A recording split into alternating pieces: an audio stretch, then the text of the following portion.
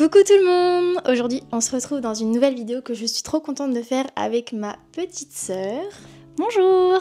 Du coup on vous a fait une petite FAQ, on va parler un petit peu de tout et de rien, principalement de sport et de troubles du comportement alimentaire puisque c'est un petit peu sur ce quoi je vous ai demandé de me poser des questions. Alors juste avant de commencer la FAQ, on va demander à Jeanne de se présenter quand même. Vas-y Jeannette, je te laisse te présenter. Alors bonjour, moi c'est Jeanne, je suis la sœur de Romane. Je suis étudiante à Caen. J'ai commencé la course quand j'étais en seconde environ, on va dire. En vrai j'ai commencé en troisième. Mais c'était un peu compliqué. Mais depuis, je fais un peu mes footings en solo. J'ai jamais été vraiment dans un club. J'ai fait un semi-marathon cette année, celui de Paris. C'est Romane qui m'a entraînée, donc voilà. Coach Roro. Coach Roro. Ok, du coup, bah c'est bon, on va pouvoir commencer du coup la FAQ. On va commencer par une petite partie un peu perso run, il n'y a pas énormément de questions là-dessus. Vous avez été plutôt curieux par rapport au TCA, je m'en doutais un petit peu. Alors du coup, première question pour Jeanne. Sais-tu ce que tu veux faire plus tard et qu'est-ce que tu fais en ce moment? Là, je suis en deuxième année de psychologie. L'année dernière, j'étais en LAS parce que j'ai envie d'atteindre les études de santé. Et avant, du coup, il y avait le système PASS et maintenant, en Caen, c'est le système LAS. Du coup, je fais de la psychologie pour accéder aux études de santé. Donc dans l'objectif, j'aimerais bien aller en médecine, mais c'est compliqué. Donc cette année, j'ai refait mon année et là, j'attends mes résultats, donc j'espère que ça va le faire. Alors du coup, deuxième question, décrivez votre relation. Je sais pas si tu veux que je commence. Non, en vrai je sais qu'on va dire la même chose. De toute façon je pense que ça se voit aussi à travers les réseaux si vous me suivez sur Instagram. Mais on est fusionnels, très proches, on s'entend hyper bien, même s'il y a des moments où voilà on est sœurs. Bah, on est sœurs. En fait Romane et moi c'est genre comme on disait le feu et l'eau genre. Voilà, moi maintenant j'habite à Dijon, toi t'habites à Caen, on est loin l'une de l'autre mais il n'y a pas quand même une journée où on s'écrit pas, où on s'envoie un petit message. Donc voilà, en gros on est très proches mais je pense que ça se voit sur les réseaux. Que je pense que ce qu'on renvoie c'est la réalité quoi. Oui, voilà. Totalement. Alors une question un peu différente, mais comment on s'organise pour gérer notre vie pro et perso et le sport? Alors de mon côté franchement c'est pas hyper compliqué parce que moi personnellement je travaille de chez moi donc je peux m'organiser un petit peu comme je veux parce que je suis coach et je fais un peu de création de contenu sur les réseaux. Donc ça me laisse vraiment le temps de m'organiser pour trouver toujours du temps en tout cas pour aller courir et comme ça en fait je fais mon planning à la semaine, je sais que tel jour je vais à telle heure et que je peux organiser en fonction de ça mon travail et les sorties avec mes potes, etc. Donc en vrai, de mon côté, c'est pas hyper compliqué puisque j'ai une vie qui le permet, voilà. Bah en vrai moi non plus c'est pas si compliqué que ça parce que j'ai mon emploi du temps de chaque semaine. Je vois par exemple que le mardi j'ai cours de telle heure à telle heure, bah je me dis bah j'irai le soir ou le matin en fonction de mes dispos donc je pense que si on s'organise bien c'est toujours possible de gérer genre vie perso et course à pied si on s'organise bien. C'est une question, tout est une question d'organisation. Ouais, je pense que si t'es bien organisé et que t'aimes ça aussi parce que faut quand même faut avoir la motive pour pouvoir le caler avec toute la vie à côté. Et aussi se laisser des moments de trou parce que si il y a un imprévu et qu'on peut pas y aller le soir, bah au moins tu sais que t'as un trou le lendemain, tu peux y aller le lendemain. Ça c'est un très bon conseil. Moi je trouve ça c'est pas mal. C'est vrai. Prochaine question, c'est quoi vos prochains objectifs sportifs? J'ai eu du mal à le dire. Du coup moi de mon côté, je vais faire le 10 km de Paris. C'est début juin, j'aimerais bien faire moins de 37. Après je vais faire un peu de trail cet été, j'ai prévu le trail de la Saint-Jacques mi-juin et je vais faire la MCC fin août, donc voilà ça va être un été un peu trail, un peu différent d'habitude mais je pense que ça va me faire du bien voilà, de changer un peu d'air, de faire un peu autre chose que de la route, donc j'ai trop hâte. Alors moi du coup je vais peut-être faire le 10 km de Paris, je vais accompagner Roro. Bon je vais pas faire aussi vite mais je vais essayer de le faire. Ensuite j'ai un trail à Julouville que je vais faire je pense tranquille comme ça pépouze. Et ensuite j'ai le 10 km de Caen et ensuite j'aimerais bien faire l'enduro des sables. Ouais, moi aussi. Ça, en vrai, trop bonne course. C'est les courses locales. L'été, j'aime bien faire des petites courses comme ça, sans pression. En plus, c'est trop bonne ambiance. Trop bonne ambiance, c'est vrai. D'où êtes-vous parti au niveau des allures et en combien de temps avez-vous atteint les allures qu'on a aujourd'hui? Alors moi j'ai commencé la course il y a 8 ans maintenant. Quand j'ai commencé je pense que j'étais à peu près à 6 au kilo sur mes footings. Je sais pas, au début j'avais pas forcément de montre ou quoi mais je pense à peu près et je faisais 3-4 km pas plus. Mais c'est vite venu parce que moi je me suis inscrite en club et on a aussi un papa qui court. Donc je pense que ça nous a beaucoup aidé, enfin on a été pas mal guidés à ce niveau-là. Bah voilà, au fil du temps, avec les fractionnés, les entraînements de club, etc. On progresse c'est aussi beaucoup de patience, ça se fait pas en un an, c'est du temps. Mais je pense que si on s'investit un minimum, tout le monde a quand même une marge de progression. Je suis grave d'accord. Ouais. Vraiment, la course est trop accessible à tout le monde. Ouais. Voilà, il y a... Si, c'est accessible à tous, à chacun son niveau, à chacun sa progression. Mais tout le monde peut y trouver... Ouais, c'est ça. Enfin, tout le monde peut progresser à son échelle. Et c'est ça qui est cool dans ce sport-là aussi. Donc, ouais. Voilà. Mais je pense que t'as un peu la même histoire que moi à ce niveau-là. Ouais, bah pareil, moi je sais pas trop mes allures. Je pense que j'étais aussi à 6 au kilo quand j'ai commencé. Après, moi je pense que c'est différent de toi parce que je me suis quand même jamais inscrit en club. Ouais. Quand même des gros moments où j'ai pas couru pendant très longtemps. Du coup, des troubles du comportement alimentaire. Voilà, il y a des fois où je courais pas pendant 1 an, donc voilà. Mais sinon... c'est venu un peu naturellement ouais, aussi, c'est venu un peu naturellement. Quand même, depuis je pense, depuis que je suis en études sup, je suis quand même plus régulière qu'avant. Donc tu dirais plus que c'est la régularité qui t'a aidé à progresser alors? Ah ouais, moi je pense que c'est la clé en vrai. Ouais, je suis d'accord. Comment la course nous a changé, que ce soit positivement ou négativement? Alors, de mon côté, je pense pas que la course ça m'a changé négativement. Peut-être plus pour mes proches parce que je dirais que c'est plus de contraintes. Ouais. Bon, c'est vraiment du détail parce qu'il faut trouver quelque chose de négatif. Et encore, en tout cas, j'ai l'impression qu'il n'y a rien de négatif. Je suis trop d'accord. Depuis que je cours, j'ai l'impression vraiment que des trucs positifs. J'ai pris confiance en moi. C'est un moment où juste c'est chill, ça fait du bien au moral, ça fait du bien à la tête. Je me sens bien dans mon corps. Ça m'a aidé aussi au niveau des TCA. Ouais, bah moi, pour moi, il n'y a pas de côté négatif. D'ailleurs, je pense que s'il y aurait beaucoup de choses négatives, bah on aurait déjà arrêté de courir. C'est vrai. Donc voilà, mais choses positives, bah moi ça me libère l'esprit, ça me permet de faire des pauses, ça me permet aussi de prendre confiance en moi, surtout quand je fais des courses. En vrai mes footings, bon bah, mais les footings en fait juste ça me permet de me libérer de mes angoisses, mes petits problèmes du quotidien, de vraiment genre je me dis j'y vais et c'est off. Ça fait du bien, je pense. On a un peu le même avis. Voilà, on a un peu le même avis.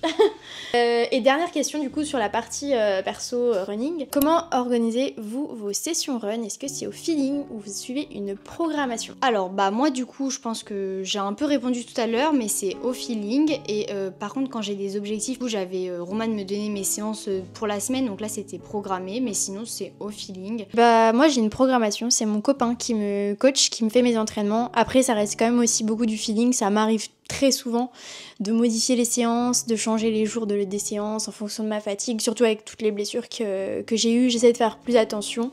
Donc il y a une programmation quand même, je pense que c'est 90% de programmation et je laisse quand même 10% au feeling pour écouter mon corps au maximum. Voilà. Ok, du coup maintenant on va passer sur la partie TCA, on a pas mal de questions, on va essayer d'être assez bref sur les questions pour pas que la vidéo dure non plus des heures, mais du coup c'est parti. Première question, votre histoire avec les TCA. Moi du coup j'ai commencé à avoir des troubles du comportement alimentaire quand j'avais 12 ans, donc j'étais en 5e. Je me suis fait hospitaliser une première fois, ensuite je suis ressortie, ça allait mieux et j'ai rechuté en 3e et je me suis refait hospitaliser une seconde fois, je suis ressortie fin 3e. Et depuis, je m'estime... T'essayes de t'en sortir. Voilà. Ouais. Voilà, t'es sur le chemin de la guérison. Exactement. Alors moi je suis tombée malade exactement à la même période. Alors pas en 5e mais quand Jeanne est tombée malade, je suis tombée malade en même temps. Le même été, c'était un été. Ouais. Moi c'est quand j'entrais à la fac, je pense que l'éloignement de la famille, enfin il y a eu beaucoup de choses, on va pas rentrer dans les détails mais bon voilà. Et du coup ça a duré, je pense la grosse période, donc la période un peu critique.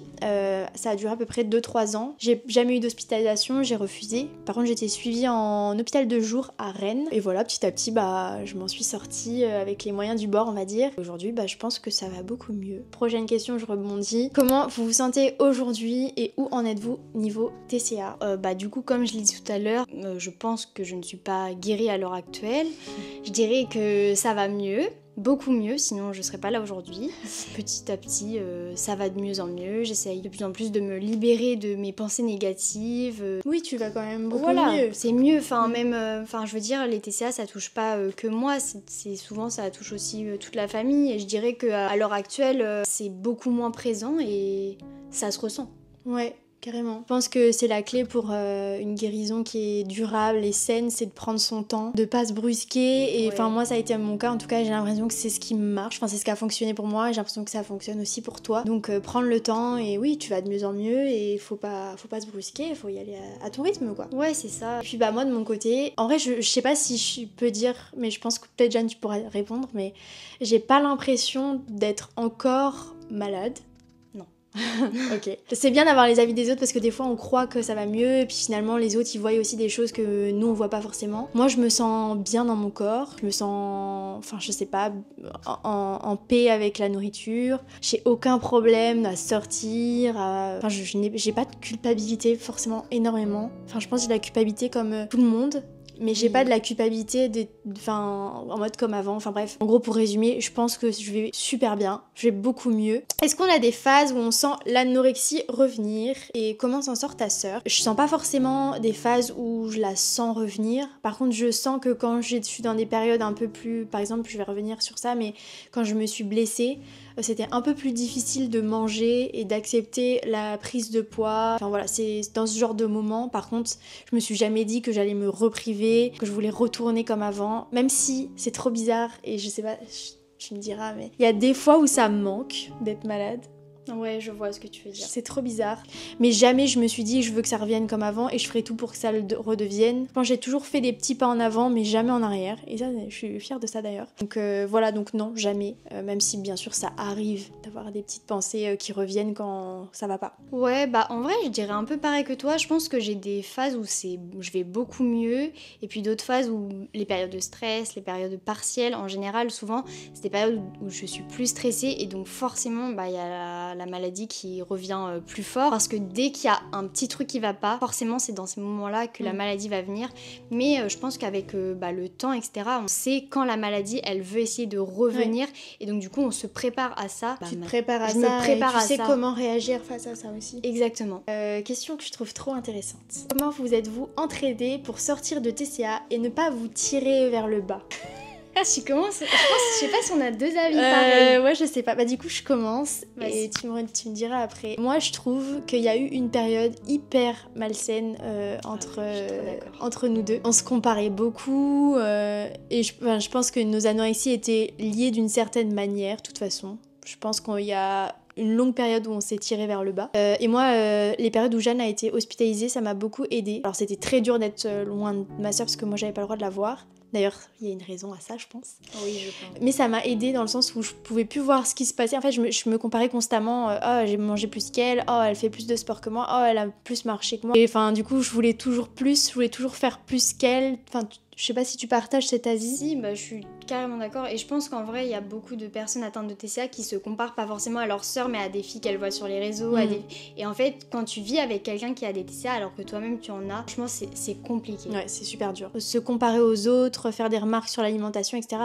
C'est pas sain et ça arrive sur les réseaux, mais ça arrive aussi, du coup, entre nous. Et là, c'était vraiment au quotidien parce que moi, je vivais encore chez mes parents. Et je pense, jusqu'à un certain moment, je sais pas trop quand, je pense quand j'ai rencontré mon copain. Puis en vrai, déjà, dès la première hospitalisation, le fait qu'on a été séparés très longtemps, chacun avait un peu repris ses marques. C'est ça. Et on avait réussi à retrouver à se dissocier, à se dissocier, ouais, parce petit à petit. qu'avant, on était là en mode, pourquoi tu manges pas ça alors que moi je mange ça? Mais genre, on est deux personnes différentes. Enfin, on se disputait beaucoup par rapport à ça. Ouais, c'est ça. Genre, fallait que toutes les deux on mange pareil tout le temps, alors qu'en fait, genre non. Moi, je pense que j'ai guéri un peu plus vite que Jeanne, et il y a une période de notre vie où j'ai un peu voulu l'aider. Je me suis dit, enfin, tu vois, c'est vrai, en vrai. C'était ta mission, genre. Je me suis dit, il faut que je l'aide comme moi, on m'a aidé. Enfin, j'avais de la peine de la voir comme ça. On se disputait tout le temps. Là, ça partait vraiment en quart de tour. Enfin, ouais, je pense qu'à cette période-là, on s'est beaucoup éloignés. On s'est beaucoup éloignés, ouais. Parce que Jeanne, elle voulait pas de mon aide. Et moi, je me sentais impuissante. Parce quand que on est ensemble, c'est vraiment pas notre sujet. Genre, alors qu'avant, on pouvait passer des heures à en parler. Ça, ouais. Alors que maintenant, quand on se voit, on se raconte toute notre vie parce qu'on se voit tellement peu. Ouais, mais on parle pas de ça. Et on parle pas de ça. Parce qu'on sait que je pense que c'est pas forcément très sain.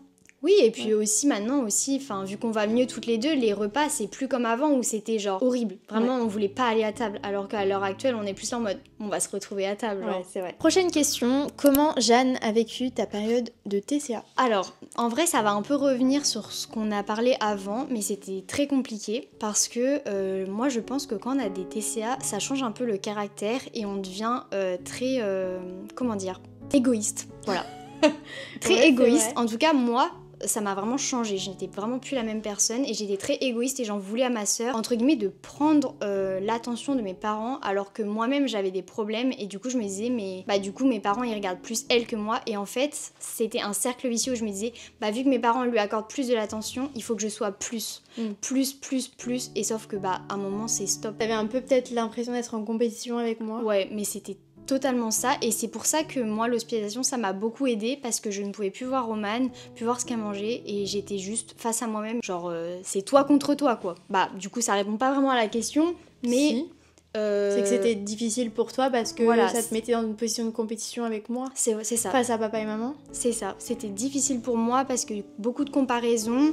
Et puis depuis que je suis petite, Romane c'est un peu mon idole, mon modèle, tout ça. Donc forcément toujours se comparer. Et ça s'est amplifié avec les TCA. Et après comment j'ai vécu ta période TCA. En soi le plus gros de ta période j'étais pas là quoi. Ouais, t'étais beaucoup hospitalisée. Voilà, c'est ça. Ensuite, quelle est votre relation avec vos parents pendant et suite à vos TCA? Moi, ça a été très compliqué avec mes parents. Je sais pas s'ils verront cette vidéo. Déjà, juste leur dire qu'ils ont été incroyables, que je les remercie pour tout. Je suis vraiment admirative de leur relation encore aujourd'hui, de voir qu'ils sont plus forts qu'avant parce que franchement, avec tout ce qu'ils ont vécu, c'était pas facile. Pour le coup, moi, mes parents m'ont toujours beaucoup apporté de l'aide et justement, ça a été très conflictuel avec eux parce que je repoussais leur aide. Et puis il y a eu l'hospitalisation aussi qui est assez différent. Je reviens beaucoup sur ça mais c'est très différent parce que j'ai pas vu mes parents pendant 4 mois. Et je pense que ça a vraiment renforcé nos liens très très fort, comme avec toi d'ailleurs, ou pour le coup avec Romane c'était encore plus long, hein. Je crois qu'on s'est pas vu pendant 6 mois. Pendant 6 mois. Je pense aussi le fait que j'étais jeune et tout ça, bah mes parents forcément c'est normal hein, plus protecteurs. Alors ça je pense que c'est une question pour moi du coup.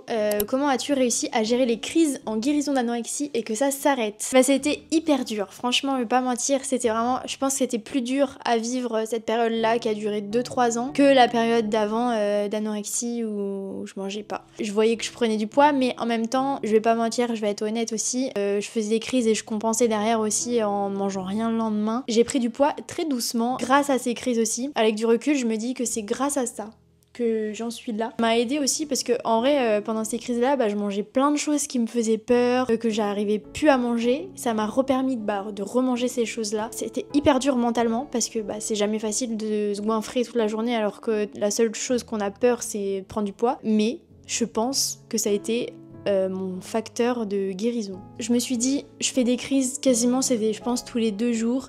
Et je me disais, il faut que je réussisse à remanger normalement parce que si j'ai des crises, c'est forcément que je me frustre et qu'il y a un problème. Et pour résoudre ces crises, je dois retrouver un rapport sain à la nourriture, je dois me réalimenter correctement. C'est un cercle vicieux. Ouais, non, vertueux. Quand t'es dans une bonne démarche, c'est un cercle vertueux, mais si t'es dans une mauvaise démarche, forcément tu te dis, bah non, vu que là j'ai fait une crise, je vais compenser. C'est sûr. Mais si dans une bonne démarche, tu te dis, bah non, du coup, c'est qu'il y a un souci. Ouais. Avez-vous suivi une thérapie et si oui, laquelle? J'ai jamais vu de nutritionniste, je pense pas que ce soit... C'est de la merde. En vrai, je pense que c'est pas du tout la solution. Parce que les TCA, c'est bien plus profond que juste un mauvais rapport avec la nourriture. Par contre, j'ai vu un psychiatre, un en particulier, et un médecin psychiatre aussi en hôpital, qui m'a suivi pendant, je pense, 3 ans à peu près. Alors, du coup, moi non plus, j'ai jamais vu de nutritionniste, même à l'hôpital. Pour moi, c'est... Ça t'a pas aidé. C'est une maladie... pas bon pour toi. Non, c'est une maladie mentale. Je pense qu'on connaît déjà assez bien toute la nourriture. On sait ce qu'on doit faire. Donc, voilà. Mais du coup, j'ai juste vu une psychologue et un psychiatre. Et voilà. Et aujourd'hui, je vois plus personne parce que, en fait, en vrai, mes psys, à chaque fois que j'y allais, je leur disais pas la moitié des choses que je faisais. Donc ça servait à rien. Comment accepter de voir son corps changer quand on prend du poids? Bah, moi, ça a été extrêmement compliqué. Je pense que heureusement que l'hospitalisation, il y avait un poids de sortie. Donc j'étais obligée en fait d'atteindre ce poids-là pour ressortir. Et ensuite, je pense qu'après, j'ai réussi à en reprendre petit à petit. Vraiment, c'était très lent. Juste en me disant, si je veux faire telle activité avec mes proches, faut que je reprenne du poids. Ou avoir froid tout le temps. Je me disais, non mais là, faut que je reprenne du poids. Plein de des tout petits déclics en fait, chaque jour où je me disais, mais là, ça, c'est plus possible. Et en fait, je pense qu'à la fin, c'est un ras-le-bol. Je pense que t'acceptes jamais de voir ton corps changer. Mais juste tout ce que ça apporte à côté, tout ça, ça a pas de prix en fait. Même si c'est dur de voir son corps changer, même si ça m'arrive même encore aujourd'hui je crois, de pleurer parce que j'aime pas mon corps certaines journées. Et je me dis mais en fait, à côté de tout ce que j'y gagne, je préfère ressentir juste ça, de me dire bon j'aime pas forcément mon corps, je suis pas forcément bien dedans tout le temps, mais je peux faire tellement de choses aujourd'hui grâce à ce corps que bah ça en vaut la peine en fait. Oui, c'est clair. Et puis aussi, quand on reprend du poids, faut savoir que quand on est très sous-alimenté, on réfléchit mal. Ton cerveau, il est aussi sous-alimenté. Et du coup, t'es embrouillé dans tes idées. Alors que quand tu reprends du poids, là, tu te dis... Enfin, je sais pas si tu vois ce que je veux dire, mais... Ouais, genre en mode, quand plus tu reprends du poids, plus tu prends conscience des choses, en fait. Mieux tu te sens dans ta peau, en fait. Au début, t'as pas du tout envie. Et avec la prise de poids, tu te rends compte qu'en fait, bah, c'est bien tout ça. Pensez-vous que l'on garde toujours une trace de l'anorexie? Exemple, pensée obsessionnelle, poids, etc. J'aurais dit, je pense l'année dernière, j'aurais dit non. J'aurais dit non, il y a toujours... Par exemple, moi, je comptais encore mes calories il y a un an. Je me pesais super souvent. Voilà, même si je mangeais bien et qu'il n'y avait pas de gros soucis, il y avait toujours un petit truc. Je pensais vraiment que ça restait toujours. Mais aujourd'hui, j'ai un discours vraiment différent parce que je n'ai plus aucune pensée obsessionnelle, je ne compte plus mes calories, je me pèse encore, mais comme tout le monde, quoi, tu vois. Ouais, bah moi je suis un peu d'accord avec toi. En vrai, avant, je disais aussi non, c'est pas possible, on peut pas s'en sortir. Mais en vrai, à l'heure actuelle, je pense que oui. Je pense qu'on apprend à vivre avec. Mais ça prend du temps et il y a plein de petits déclics qui se font petit à petit. Peut-être que pour certains, ça prendra 20 ans. Peut-être pour d'autres, ça prendra juste 5 ans. Chacun sa propre guérison, chacun son chemin. Est-ce que vous avez été ou êtes-vous sujette à l'aménorrhée avec le sport et ou les TCA? Du coup, moi, je suis sous pilule depuis que j'ai été sous pilule depuis que j'avais 15 ans. Donc, vu que j'ai eu mes TCA vers 18 ans, j'ai toujours gardé mes règles. C'est pas vraiment des vraies règles vu que c'est sous pilule. Donc, je ne sais pas si j'ai déjà été aménorrhée. Je sais pas du tout. Je pense que si j'avais pas été sous pilule, oui. Mais en tout cas, sous pilule, j'avais gardé mes règles tout le long de mes TCA. Bah, moi, ça va aller vite. Moi, je suis aménorrhée. T'avais déjà retrouvé tes règles?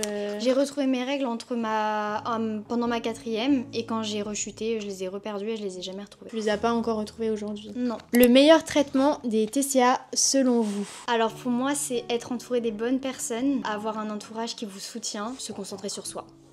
Franchement, je suis 100% d'accord avec toi. Pour moi, c'est l'entourage. Prendre son temps, pas griller les étapes, s'écouter au maximum. Avez-vous dû arrêter la course avec les TCA? J'ai peur de ne pas retrouver mon niveau. Moi, personnellement, j'ai jamais eu à arrêter la course. Pourtant, les médecins étaient vraiment au courant que je courais. Je ne cachais rien. Mais on m'a toujours, entre guillemets, conseillé ou plutôt rien dit là-dessus. Mon médecin Rennes me disait, en fait, j'ai l'impression que le sport, pour toi, c'est la seule manière de garder en vie. Déjà, de 1, parce que le sport entretient une masse musculaire, donc ça me permettait de garder un certain poids, et en plus parce que j'avais pas le choix entre guillemets de continuer à me nourrir un minimum pour courir. Donc voilà, j'ai jamais arrêté la course parce que je pense que ça a été un peu ma bouée de sauvetage, un peu la chose qui a permis que je ne sombre pas littéralement dans les TCA. Moi du coup j'ai arrêté tout sport pendant très longtemps pour j'ai peur de ne pas retrouver mon niveau. Ne t'inquiète pas, vraiment. Prends ton temps. Moi, j'ai beaucoup culpabilisé d'arrêter le sport et au final, à l'heure actuelle, j'en fais très souvent et ça va très bien. Oui. Et je performe de plus en plus. C'est pas parce qu'on arrête pendant 1 an, 2 ans, 3 ans que plus tard, tu pourras pas retrouver ton niveau. Au contraire. Et si on te dit d'arrêter le sport, c'est un bon conseil. Écoute les médecins, fais ce qu'on te dit. C'est ça. Chacun est différent. Si les médecins vous disent stop, faut faire stop, faut écouter les médecins. Enfin voilà, faut pas se comparer à qui que ce soit à Jeanne ou à moi. Jeanne, elle a arrêté la course pendant 1 an et très vite elle a retrouvé son niveau. En vrai, faut pas s'inquiéter du tout pour ça. Le plus important, c'est ta santé. Et de toute façon, tu pourras pas continuer à courir des années si ton corps il suit pas. Donc vaut mieux prendre 1-2 ans, d'arrêter la course, de prendre le temps pour te guérir et de revenir 1000 fois plus en forme que de vouloir t'obstiner à courir et puis d'avoir des blessures, des carences. Voilà. Comment gérez-vous la course à pied avec les TCA? Cela n'impacte pas trop vos résultats. Il y a une époque où ça a impacté mes résultats, moi je pense, parce que je faisais énormément de carences, donc j'avais beaucoup de carences en fer, en magnésium, puisque du coup je mangeais pas suffisamment. Donc à ce moment-là, je perdais pas mal en performance. Moi du coup mes résultats, vu que moi j'ai jamais vraiment fait de la compète. Ouais, mais plus du coup tes sensations. Mes sensations, oui, moi ça a grave impacté. D'ailleurs c'est aussi pour ça, les médecins m'avaient conseillé et puis j'avais plus envie en fait. Genre quand j'y allais, c'était une corvée, genre je me disais oh non mais j'ai pas d'énergie. Voilà, j'ai pas d'énergie et juste à ce moment-là, je me suis dit non, j'arrête. Au final, à l'heure actuelle, vu que moi je suis en mode ça fait comme ça quoi en ce moment. Du coup mes résultats font aussi comme ça. C'est corrélé forcément, moins tu manges, moins tu seras performante. C'est forcément lié à un moment donné, tu vas forcément avoir le revers de la médaille comme je l'ai eu. Comment réussir à concilier alimentation et sport en évitant de se mettre en danger? Elle est pas facile cette question. Moi je pense que c'est au feeling en vrai. Hein. Encore une fois, chacun est différent, vous mangez à votre faim. Et donc, mais je pense que c'est plus que la question, elle est plus en mode TCA, tu vois. Comment, en ayant des TCA, on peut continuer à faire du sport sans se mettre en danger. Je pense que de toute façon, forcément, si vous avez des TCA, et ça dépend quel genre de TCA vous avez, si c'est plus de l'anorexie, de la boulimie, etc. Si vous n'arrivez pas à vous alimenter, il faut forcément réduire le volume de la course à pied, l'intensité. Enfin, moi, je sais que quand j'étais malade, je dis que j'ai jamais arrêté, mais par contre, je courais vraiment pas beaucoup. Hein. Je faisais 20-25 km par semaine. Donc, j'ai conservé mon activité, mais je l'ai adaptée à ce que je mangeais. Parce que sinon, évidemment que j'aurais pas eu l'énergie pour y aller et évidemment que je me serais mise en danger. Ok, petite question sans pensée méchante. Courir autant n'est pas lié à votre TCA. C'est une question qui revient énormément sur mes réseaux sociaux. Les gens pensent que je cours pour perdre du poids. Enfin, je sais pas, j'ai beaucoup de mais c'est malsain de courir autant, mais tu fais trop de kilomètres, etc. J'ai jamais couru pour perdre du poids.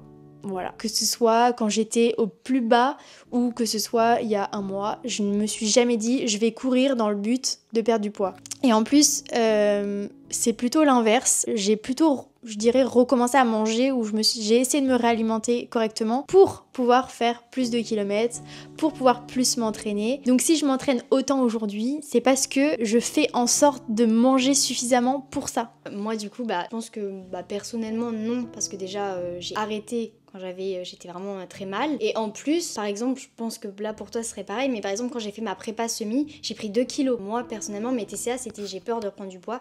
Donc si le sport c'était en mode perdre du poids, ce serait complètement incohérent. Voilà, ça serait... Parce que plus on court, plus on prend du poids et du volume. Mais en vrai, je peux grave comprendre la question parce que oui, en vrai, je suis d'accord. Quand t'as eu des TCA et que tu cours autant, tu pourrais penser que la personne elle y va parce qu'elle a besoin de perdre du poids, etc. Mais juste, moi j'adore plus que tout courir, vraiment. C'est ma passion, vraiment, j'adore ça, ça me fait tellement du bien mentalement. Moi, je me sens juste... je prends confiance.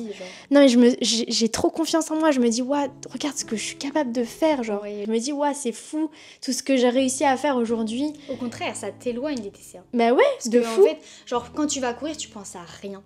Tu déconnectes. Ouais. Et du coup, dernière question, comment vous vous sentez aujourd'hui? Est-ce que vous êtes complètement guéri des TCA? En fait, je crois qu'on a un peu répondu à tout au long de la vidéo, je pense. Ouais. Moi, ça va de mieux en mieux. Donc contente, très contente. Aujourd'hui ça va mieux, moi ça va très bien. Janelle prend le temps aussi de guérir, voilà, tranquillement, d'aller mieux. Bon, et je pense qu'on a terminé cette vidéo. Je pense qu'elle va être très longue et que je vais passer beaucoup de temps au montage. En tout cas, j'espère que ça vous aura plu, que vous en avez appris un petit peu plus sur nous. Le petit mot de la fin, c'est... chaque personne est différente. Chaque cas est différent, ne pas se comparer. On fait une vidéo comme ça aussi, peut-être un peu de prévention aussi, pour partager un peu notre expérience, peut-être pour donner aussi un peu d'espoir à ceux qui sont dans ce cas-là et qui ont l'impression qu'elles vont jamais s'en sortir. Donc voilà, c'est le but de cette vidéo, mais en aucun cas, c'est de se comparer les unes aux autres. Bon, je pense que vous avez compris le message de la vidéo. Merci d'avoir regardé cette vidéo, j'espère que ça vous aura plu. Merci à ma petite Gigi d'avoir participé. J'espère que vous avez passé un bon moment avec nous. Et peut-être qu'on se retrouvera très bientôt pour une prochaine vidéo. Donc voilà, écoutez, je vous fais des gros bisous et je vous dis